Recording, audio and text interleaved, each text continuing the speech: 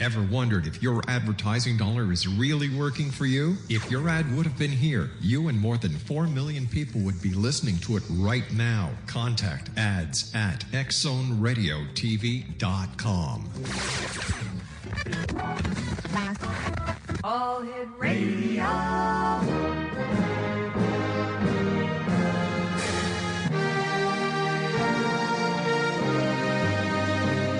Welcome to the X Zone, a place where fact is fiction and fiction is reality.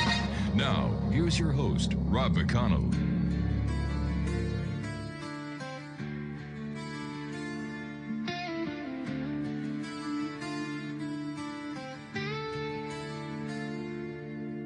Blue light glow in a darkened room, a silent house, digital doom. Little eyes locked on a screen, living life through a machine. Mom and dad in the same old place, scrolling worlds but no embrace. Dinner's cold, no words are said. Another night, the silence spreads. We built the cage, then blamed the bars, pointed fingers at the stars. But truth don't hide behind a screen. It lives in what we've never seen. No praise is a child, no screen shows love, no algorithm sent from above. You can't outsource a heart, can't download a soul. When the damage is done, who's in control? No praise is a child, no feed makes a home, no signal replaces flesh and bone. So before you point blame out into the wild, look in the mirror. No praise is a child. Welcome back to the X Zone, everyone. I am Rob McConnell, and you're listening to us on the CanCom Broadcast Network, Talkstar Radio Network, Mutual Broadcast Network, and your hometown radio, Classic 1220, CFAJ AM. That stream us around the world at classic1220.ca. If you'd like to send me an email, xzone at xzoneradiotv, and on all social media sites, Xzone Radio TV. Exonation in today's world, getting noticed can be harder than ever before. With millions of books, podcasts, websites, videos, and social media voices all competing for the attention of each and every one of you, how does someone truly break through the noise? What does it really take to build credibility, gain media exposure, and successfully connect with audiences in the age of information and information overload?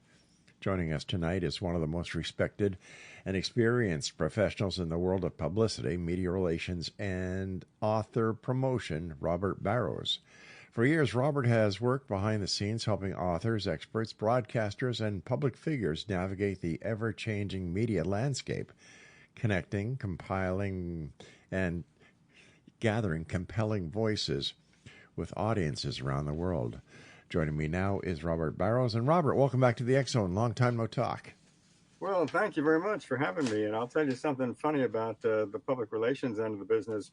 When I meet with a client and and we discuss what they need and, what my services are and what my fees would be, I'll give them an estimate based on, how much time it'll take, et cetera, et cetera, et cetera. But if they want me to keep their name out of the news, I tell them that'll generally cost a lot more. How did you ever get started in the PR business, Rob? By accident. The first couple of years, I majored in radio, television, and film when I got out in college. And when I got out of college, I went to Hollywood to seek my fame and fortune. And I bounced around in a lot of different jobs for a couple of years. My first job was as a production assistant on the Steve Allen Show. Oh, my goodness. Yeah, that was great, but the show got canceled 7 weeks after I started. What the hell did you do to get the show canceled? Good question. I remember Steve came into Steve never really came into the production offices. We always met him in the studio on the production days. But on the day that he came into the production studio one day to tell us that our 1 week hiatus had been extended indefinitely, and good luck finding a new job. So anyway, I knocked around Hollywood in a variety of similar kind of production assistant jobs for a couple of years. Wasn't really getting any place. So I'm originally from New York, and my parents said, "Why don't you just come back to New York?" And I wound up with a job at CBS as a sales assistant, and a couple of years later got promoted to a sales job in one of the radio stations in California. After about 2 years of selling time, I didn't really have such a good list, and I wasn't really pulling in a lot of money, so they were pretty much going to let me go. And a friend of mine at that time was working for an ad agency, and so I went down to, talk to her boss, and he hired me. And they did advertising and PR as well. And then a couple of years later, I opened my own shop doing advertising and PR. It's mostly been advertising, but PR has been a major part of people's business. So you get good at it, and it's so different now because a long time ago you could pick up the phone and actually talk to somebody. Now it's all email and everything else, and it's much more difficult to break through these days. A lot of changes over the years in the media landscape, isn't there? Oh, absolutely. Absolutely. Plus the conglomeration of all the big networks to these giant broadcasting companies. And, when I was working at CBS, there was a limit of how many stations you could own. At that time, it was 7 TV stations, and now you can own hundreds of stations. Do you think that the media landscape is overpopulated? Wow. Absolutely. But they all seem to be thriving. Well, not all, but many of there's so much media now. It's amazing with the internet how many companies are now selling advertising that really never used to sell advertising. They were advertisers, but now they're selling advertising like crazy, and it's tough to get your message out there. How do you see AI affecting the media landscape? Well, it's kind of fascinating because on one angle, AI is absolutely just incredible. The fact that you can talk to a machine and it has consciousness and it can talk back to you in a full conversation is one of the most amazing things about technology that I've ever seen. I mean, it's scary on many angles because of all the bad things that it can do, and all life, in robots, where robots may take over, like all those science fiction movies and science fiction novels kind of predicted. Yeah, they're going to come true soon. Yeah. But I was reading an article and I was trying to figure out, well, how do these things work? What makes AI work? What gives it consciousness? What gives it life, essentially? And I was trying, I kind of Googled it, and it said, well, it's the chip and it's the algorithm, but it's more than that. And I take my hats off to whoever invented it and made it work in the first place. As to how I might affect advertising, well, it might make it a lot easier to target, people the same way that if you run, if you put a, query out there on Google or Facebook, all of a sudden you start getting emails and ads for, 50 similar businesses of the kind you were looking at. And I do have a joke about that. They talk about computer cookies. In my approach as well, instead of calling them cookies, they should call them what they really are: cockroaches, nasty little things that infest your computer, and they're hard to get rid of. Yeah, but that would be too real. Cookies, everybody loves cookies, Especially, I remember, yeah. I went into a Subway sandwich store, and if you signed up for their app, they would give you a free cookie. And I thought to myself, yeah, you'll get cookies all right. Oh, when you get cookies. Isn't that the truth? You recently sent me an email about advertising on the moon. What's that about, Rob? Okay. First, I've got a little bit of a background in astronomy. Okay. When I was, when I was a kid, I had a telescope, and when I was in high school, I had 2 National Science Foundation grants for summer study in astronomy. I don't know if the NSF still does that, but one year was at the Hayden Planetarium, and the next summer was at the University of Bridgeport. And so I continued my interest in astronomy, and I was going to major in astronomy at college, but I couldn't do the math, so that took care of that. But every time I look up at the moon and I see a beautiful full moon, I wonder, why isn't there advertising on the moon yet? It's obvious, your ad here. And it would be so easy we have the technology to do it now with a satellite that can orbit the moon and project images onto the moon. And it seems to me like it would be very easy to do, and it could, generate tremendous amounts of money. So I think about advertising on the moon, and maybe not the half moon. I guess you could do half off, but on the full moon, especially when it rises and it's big, it'd be a great place to advertise. And so I've been, sending out emails about that, and it got picked up in the New York Daily News, ran it in their Voices column, and I sent a letter about it to Elon Musk, since he's got the technology to do that. I haven't heard back from him yet. I very seldom hear back from Musk whenever I try to contact him. And I also sent it to Jeff Bezos at Blue Origin, but I got the address for Blue Origin's headquarters off the web, mailed a letter. The letter came back to me undeliverable, so I guess Mr. Bezos didn't get my letter. It's either that Elon Musk told him what you were going to send him a letter about, and he just had it redirected. Probably. I did not send a letter to NASA, and I really started thinking about it again, even though I've thought about it for many years. When we recently, had the trip orbiting the moon, a couple of weeks ago, I was going to send it out, but I figured I better wait till the rocket comes back, just in case anything happens to the spaceship.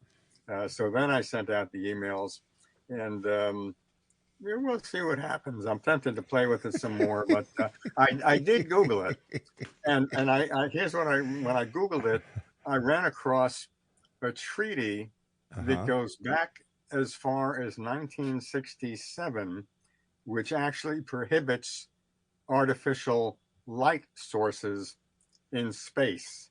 So it's quite possible that you may not, because it would interfere, it might interfere with other research that's being done by other astronomers somewhere. No, Bob. Let's be honest. They're just pissed off that they didn't think of it first. Hey, Robert, please stand by. You and I have to take our first break. You know how it is with advertising. We got to pay bills somehow. All right. The days of just getting the show paid for by my good looks are long over. So here we go. Robert Barrows is my special guest. I'll have a welcome friend to the X Zone. www.barrows.com. That's BARROWS.com. And we'll both be back as we continue here in the X Zone with yours truly, Rob McConnell, from our Broadcast Center studios in St. Catharines, Ontario, Canada, on the CanCom Broadcast Network and your hometown radio, Classic 1220 CFAJ AM, right here in St. Catharines, Ontario as well. They stream us on classic1220.ca. Don't go away. Little eyes locked on the screen, living life through a machine.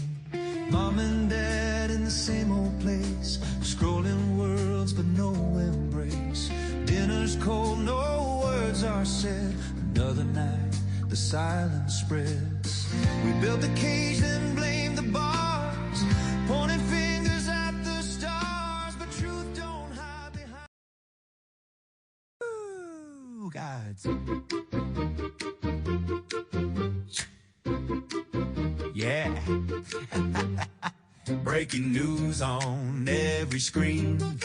Check the vaults for little green.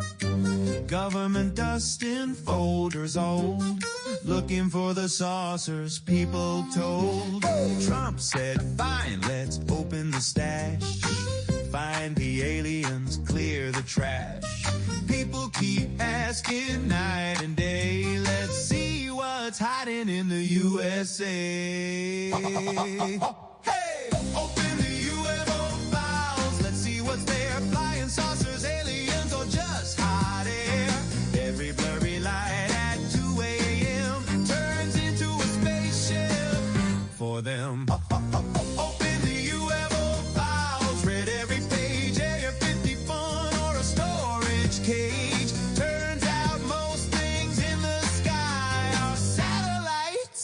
some guy's drone flying by.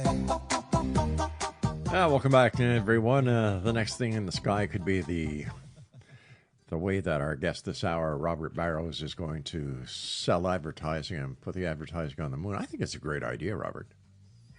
Well, it should be viable. Yeah. And that basically, the Super Bowl goes for about $7 million a spot, and they've got, like 100 million people watching. So based on a $7 cost per thousand, how many billion people might see your ad on the moon? And there you have it. And when I did some Googling on it, there was an old picture that someone had used where they projected, this was in art, they projected Coca-Cola on the moon. And you could see where for some very easy to understand companies where you have instant recognition of their logo, Coca-Cola, Nike, things like that, and the X Zone would fit there. Oh yeah, and, definitely.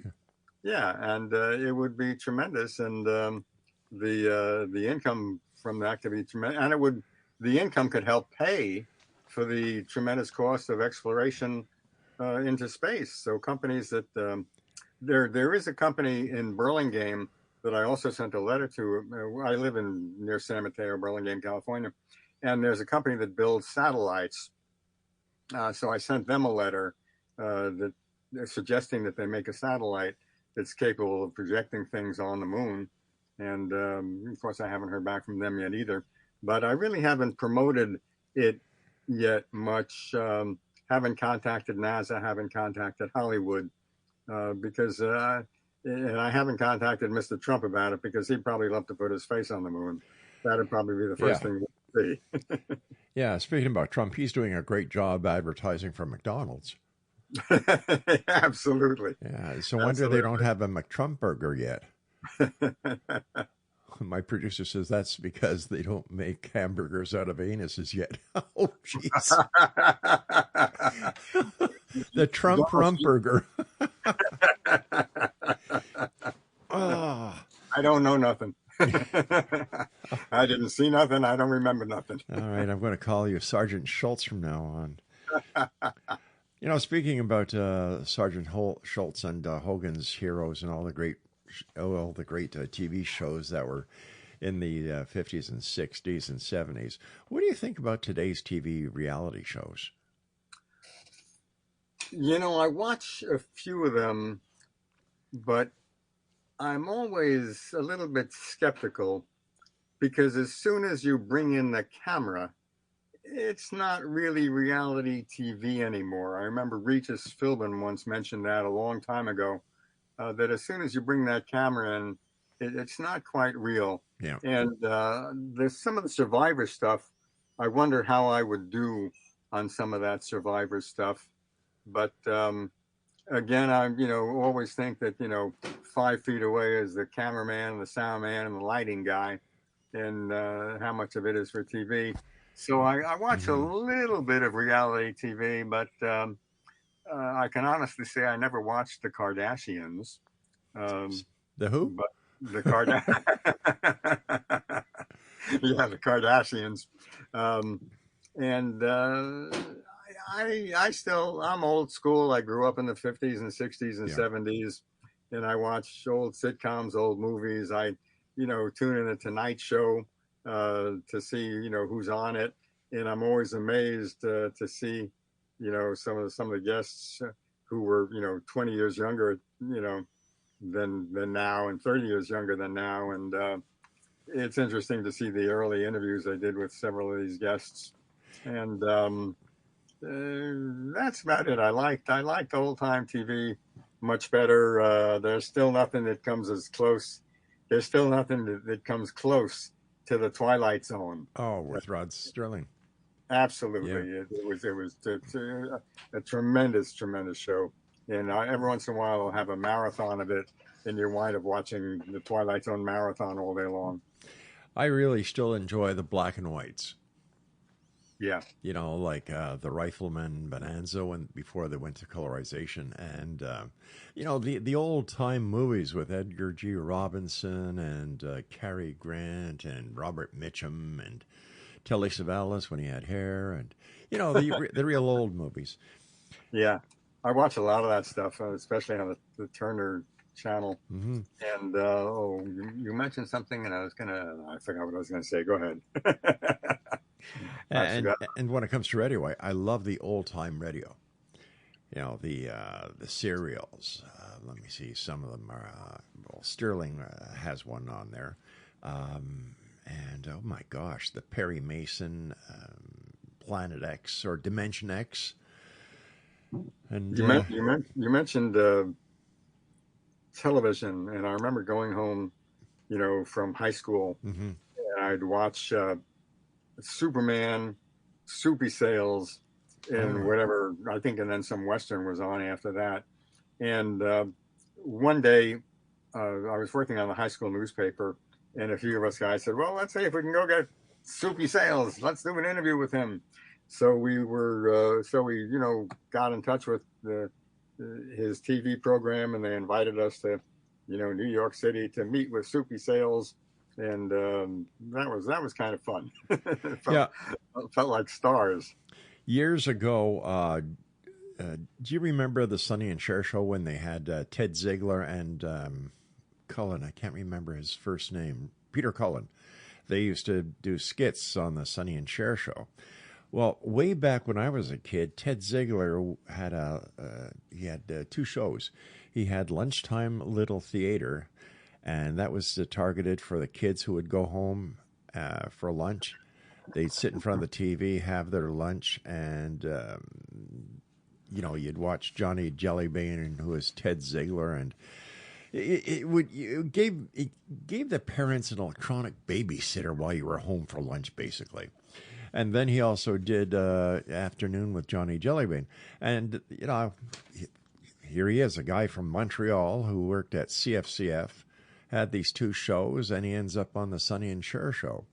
So it's amazing to see how it progresses. But with all the different choices that you have now on TV, with Netflix, Tubi, Plato, you've got you've got the Hallmark Channel, this channel, that channel.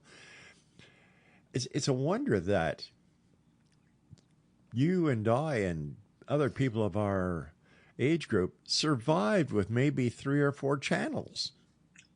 It is, but there's a great song by Bruce Springsteen called 57 Channels and Nothing On. And he talks about how there's so much stuff on TV these days, but none of it's really worth it.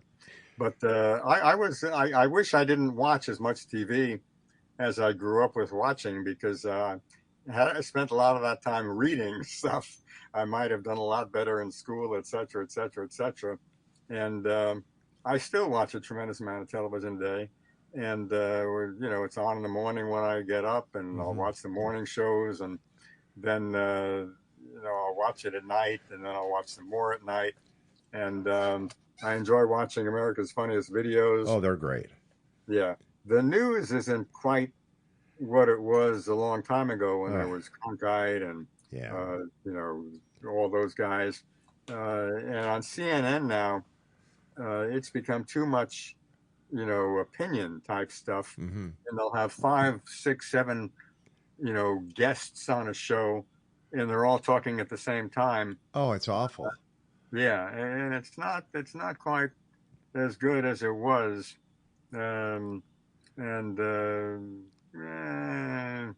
What can you do? It's we probably have the same opinions about music. Yes. Talking about the stars and things like that. I wonder, when we're going to hear some Elvis from some other planet contacting us, because I'm sure whatever Elvis has been, whatever they've been broadcasting on Elvis for radio for the past 40 years is out in the cosmos somewhere. And someday or other, we're going to get to hear an Elvis from some other planet. And I'm looking forward to that. It's time we have some contact with some come on, aliens, where are you? Well, didn't you hear that Trump closed the border so they're not? Oh, space aliens. I gotcha. Speaking about Trump, there was an interesting factoid that came across the wires today that 76% of all Americans, when Donald Trump is giving his daily news sessions from either the White House, Oval Office, or from wherever he is with whoever he is, 76% of all viewers shut their TVs off. I love it. God bless the remote control. Yeah. What I enjoy watching now are the congressional hearings. Like I'll tell you, watching Pam Bondi when she was on there, hell, it was better than watching the O.J. Simpson trial. And I just can't get over how sarcastic and disrespectful these so-called politicians are in the cabinet. The way they talk to senators and congressmen, isn't there a law against that, or there should be if there isn't? It's changed quite a bit. It used to be, well, it really wasn't always respectful. Yeah, I remember it was pretty vicious many years ago, and now a lot of them do it for, quite honestly, as though they're actors stage. A lot of the people in the cabinet these days come from Fox News. That's right. Yeah. They're very talented broadcasters, and they're using the same, approach in these situations, as opposed to some lawyer who talks out of both sides of his mouth. So make your choice. Someone who's direct and and tells you, shoots from the hip, or someone who talks out of both sides of his mouth. It's either shooting from the hip or shooting from the lip, one of the two. Yeah, exactly. Robert, stand by. You and I have to take another break. Exonation, Robert Barrows is our special guest this hour, www.barrows.com. This is the X Zone. I'm Rob McConnell. You're listening to us on the CanCom Broadcast Network and on your hometown radio, Classic 1220 CFAJ AM, streaming us at classic1220.ca. Hey, open the UFO files. Let's see what's there. Flying saucers, aliens, or just hot air. Every blurry light at 2 a.m. turns into a spaceship for them. Open the UFO files. Read every page. Area 50 fun or a storage cage. Turns out most things in the sky are satellites or some guy's drone flying by. Yeah. But dad's talk got folks all loud. Ah, well, that's got to say Humpty Trumpty took a fall. That's for... Well, you're an ability man. I gotta win. I want to be impatient. No, Humpty Trumpty took a fall. Oh, it's the only way you bury ya. Humpty Trumpty sat on a wall, pointing at maps like he owned them all. Said Greenland's big, it's white, it's cold. I'll buy the thing just like I'm told. He waved a check, he made a grin. Forgot to ask the people living in. Turns out nations aren't for sale, no matter how loud the fairy tale. Humpty Trumpty took a fall when Denmark said no deal at all. All the bluster, all the brag, slid downhill on an icy flag. Humpty Trumpty learned too late, you can't buy countries, checkmate. He huffed, he puffed, he threatened might, posted memes deep into the night, said I'll take it one way or another. World said, buddy, read the cover. Greenland laughed beneath the snow, NATO sighed and whispered no. Diplomacy's not monopoly, you don't pass go with ego fee. Humpty Trumpty took a fall from the tallest wall of all the tweets and tough guy talk cracked like ice beneath his walk. Humpty Trumpty hit the ground, ownership dreams officially drowned. No receipt, no refund, no empire built on frozen ground. Humpty Trumpty took a fall, the loudest flop the world recalls. Gold-plated dream, zero control, turns out you can't own the North Pole. Humpty Trumpty, lesson learned, maps aren't deeds, and ice gets burned. Humpty Trumpty left the wall, still claiming it was rigged and all, but Greenland stayed right where it stood, independent, free, and not for sale. Period. Humpty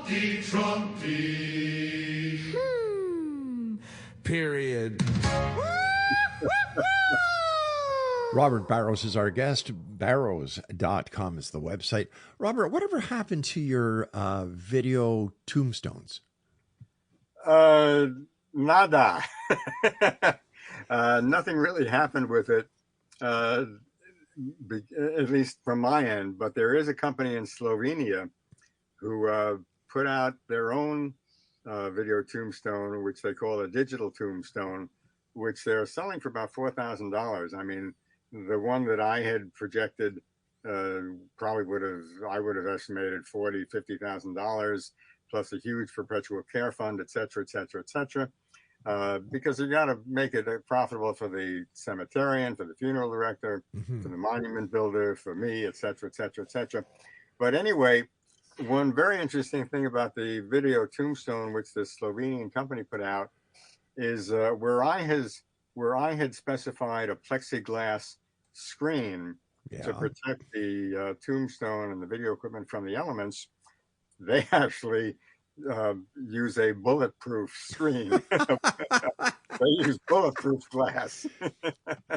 So I've still been trying to contact producers and book publishers because the real money to be made from the video tombstone is based on stories, books, movies, and TV shows that would be built around stories told through video tombstones, like a Twilight Zone type series. And so I've still been pushing that. But let me go back to something else. Sure.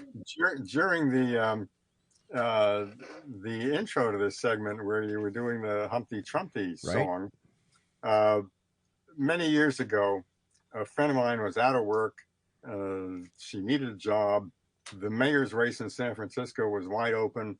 So I said, why don't you run for mayor? Why don't you run for office? And she did. She registered to run for office. She run for mayor. And while I was thinking about that, I started writing a poem called Run for Office. Out of work, need a job, run for office. Big debts, lots of sex, run for office. Get elected, get protected. You even get elected, get respected. You even get yourself protected. And it goes on like that. Which race is open? I'm ready to go. Toss in my hat, and here comes the dough. Let it flow. So many years later, I got together with a musician named Gary Warren, and we put a song version together of Run for Office in another poem I wrote called Big Bucks. And we released them to radio stations that played rap and hip hop. Both songs got some airplay and got some decent airplay, and didn't really make any money on it, but it's kind of fun. And I also ran for office. When you start thinking thoughts like that and writing words like that, you all of a sudden you start thinking about running for office. So I ran for Congress in the Democratic primaries in my local district back in 2006 and again in 2008. And I lost both times. I didn't have any chance of winning, but it was kind of interesting. While I was running, I would be very helpful to people. I'd help people across the street.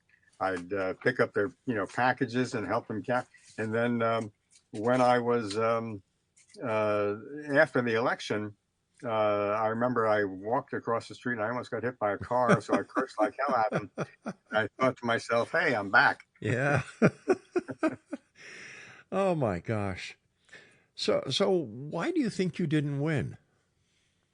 I was running against two very well-entrenched incumbents. The first when I ran in 2006, Tom Lantos had been in Congress for easily 20 years or so, and he was getting elderly. And I remember somebody in the Democratic Club asked me if I was counting on a big anti-war vote, and I joked and I said, "No, I'm counting on a heart attack."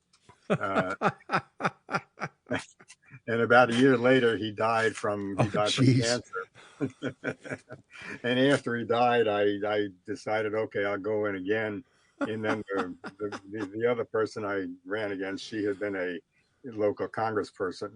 No, not a local congressperson, like a state senator or something like that. She'd been in local politics for many years, so I wasn't gonna beat her later. But in terms of like when they talk about elections and counting the votes and things aren't quite right, I got a call from a reporter at a radio station just a little bit after midnight on the night of the election, and he wanted to find out who I was because he said I got 85% of the vote in such and such district, which sounded absurd to me because there was no way I was going to get that. But maybe in some district I did get 85% of the vote. But overall, I only got 4% of the vote in that election. So something in that election was not quite legit or not quite right in terms of counting the vote, because no way I could have gotten 80 some odd percent of the vote. Well, maybe it was that little old lady who helped across the street who went to church and she said, you know, that nice man that's running, Robert Barrows, you know, the guy who invented the tombstone that had the TVs on it. Well, he's running for Congress, and I think all of us parishioners should vote for him. Maybe I might have just gotten lucky, or maybe the cemetery cast all their votes for me. Yeah. But there was a case in terms of where I forget when it was, but there was a box of ballots that they fished out of the San Francisco Bay one year, and nobody knew how those ballots wound up in a box in the bay. Oh, maybe they were from Alcatraz. No, wait a minute. Isn't President Trump trying to revitalize and revamp Alcatraz and get it back into the penal system? Yes, he is. And the odd thing is that there's no running water on the island. I think they used to ship water to the island, and there are no pipes running to that island right now, so they don't know quite what they're going to do with it. But if you ever get a chance to visit San Francisco, take the trip. It's fascinating to walk through there. Really? Yeah. Maybe I'll wait till Trump does his thing. And I wonder if it's going to be white with gold.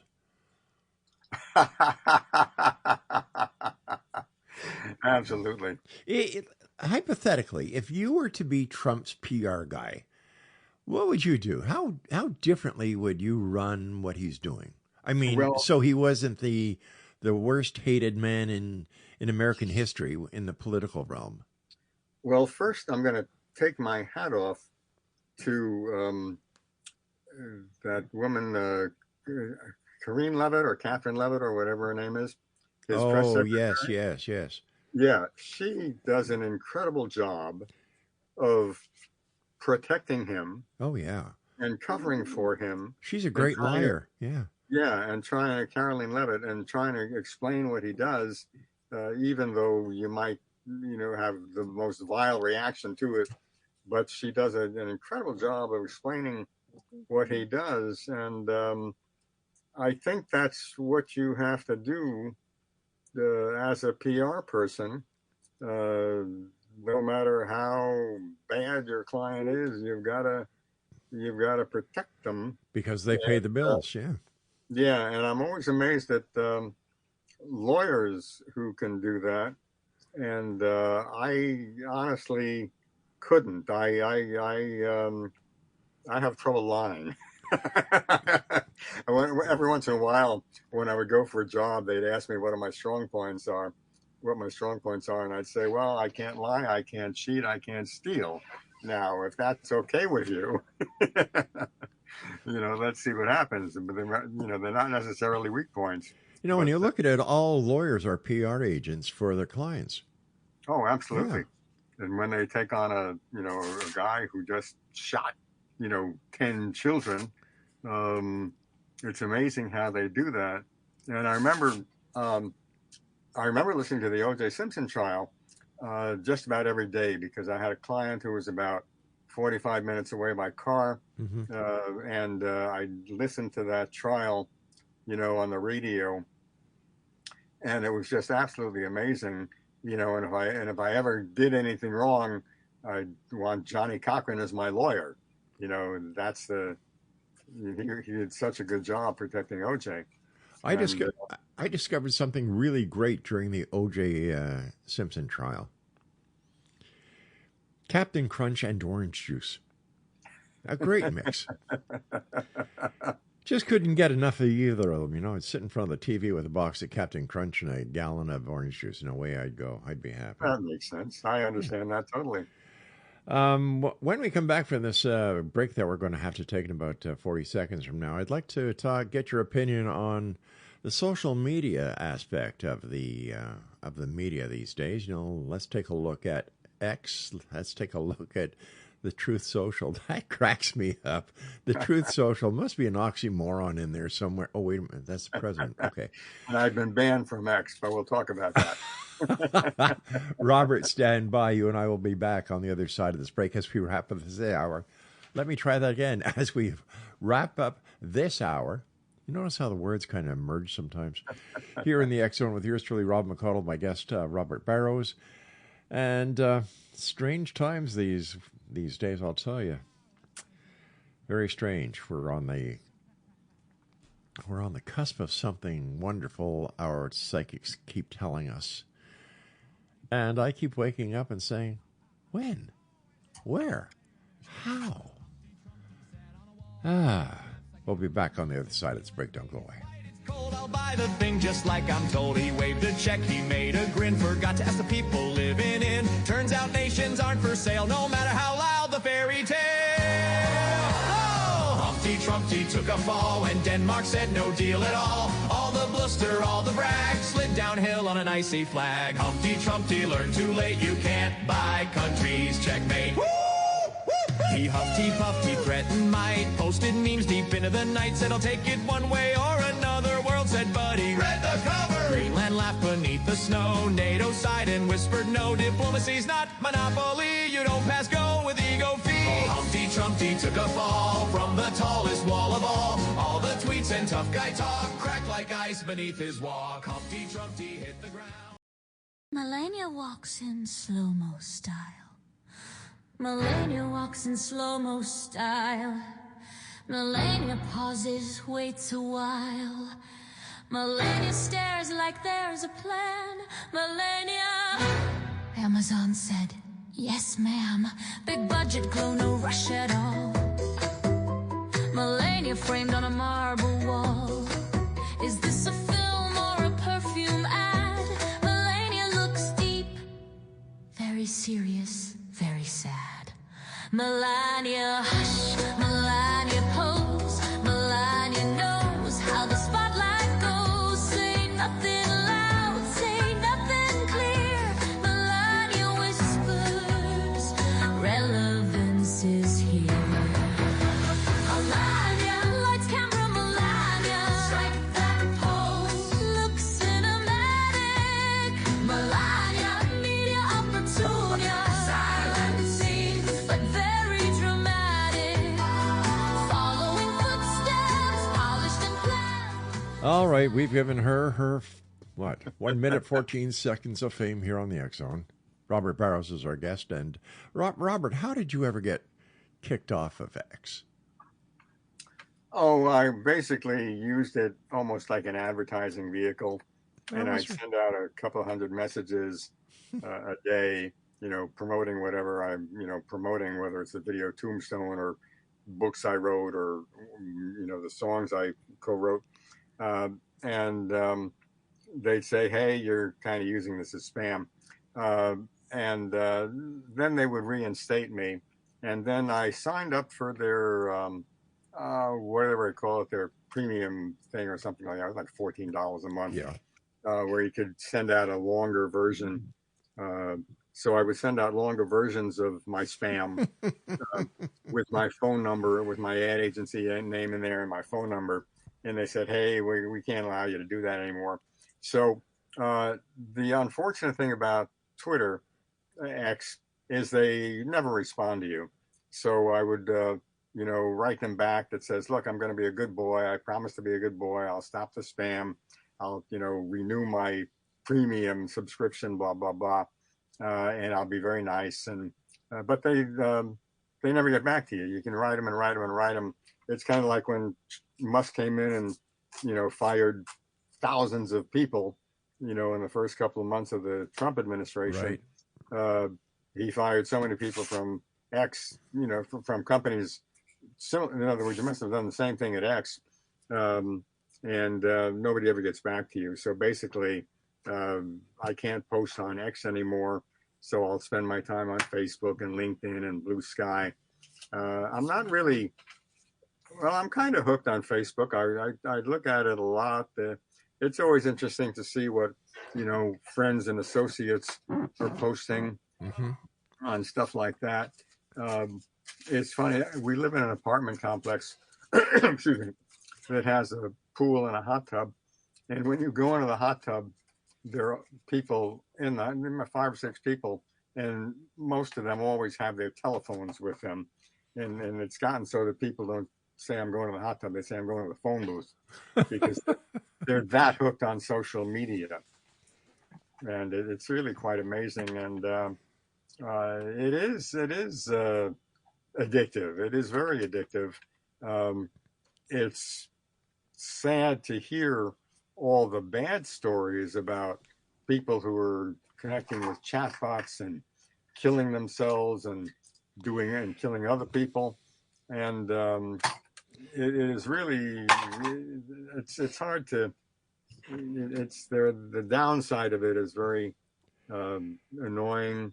And going back to robots for a minute, with robots so prescient and smart and able to carry on conversation, I wonder how soon it's going to be where somebody introduces legislation that prohibits robots from running for office. Well, I hope that doesn't pass, because I'm sure the robots would be much more able to do the job than a lot of the politicians currently are. I was watching today, it was, Hegseth was defending the budget. And there was one senator, I swear to God, they must have had the paddle stuck to him to keep him awake. and you're like, come on, you're supposed to be alive, get some oomph into it. And it's rather sad when you sit back and you'd rather watch the politics than the other stuff that's on TV these days. Yeah, I understand. Whatever happened to Candid Camera? Whatever happened to Perry Mason, the Dick Van Dyke Show? Mary Tyler Moore. The good stuff. Well, luckily they're still on, at least where I am. We get a lot of that stuff on different channels and in the remote. And the other thing is the ad breaks on many of the television shows. I used to be a traffic manager at a television station in Los Angeles. Mm-hmm. And so at that time, you could sell, they had in a half hour, there were 7.5 minutes worth of ads. Yeah. And they were regularly spaced out in 2-minute segment, two, and 1.5. And I was responsible for scheduling the ads, and you'd schedule them so you'd try not to put 2 car dealer ads together, et cetera, et cetera, et cetera. Today, when I watch something like the ABC World News, the first 15 minutes, they'll go through the news, the stories, pretty much everything you want to know. Then they'll do like a 1-minute ad break and then come back with another short ad break. And then in the other half of the show, they'll do like what feels like an 8-minute ad break. Yeah. So and there's no way to watch that. So you just use the remote to click on other channels. And a lot of programs are doing that these days. A lot of movies, when you watch them, the first hour will be, have very few commercials in it. And the second hour, forget it. It's going to be commercial after commercial after commercial. Unless you pay for the service like Netflix or Amazon Prime and Disney Channel. Yeah. And I wonder how the hell are they making any money? Because I'm sure that even though there are, 77, what's the population of the U.S. today? I'm going to say 300 million. Okay.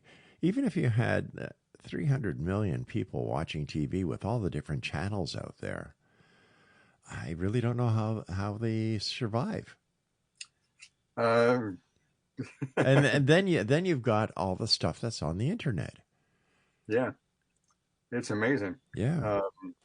It is absolutely incredible. But let me go back to one thing. Just before the break, you mentioned something about psychics. Yes, yes. And I'll tell you an interesting story. Long time ago, I had a girlfriend and she was a witch. Okay. She was a lovely woman. Oh, this But is good. This sounds like it's going to be a kinky tale. You've got my interest. no, but she was Oh. a witch, a certified witch. And in terms of psychic stuff, one time at the Renaissance Fair, she was she was doing tarot card readings. And she tells me about this story. She's reading tarot cards for this man. And in the middle of the reading, she says, "Excuse me for asking this. I don't know how to put this, but are you involved in anything that might just be a little illegal or something like that?" And he says, "Continue, please continue." so she draws another card. And she says, "I think there is somebody in your organization who's out to get you." And he says, "Continue, please, continue." So she deals another card and she describes the man a little bit. He says, "Can you tell me any more about the person?" And she deals a few more cards, and he gets up and says, "Thank you very, very much." Gives her a tip for $200. Wow.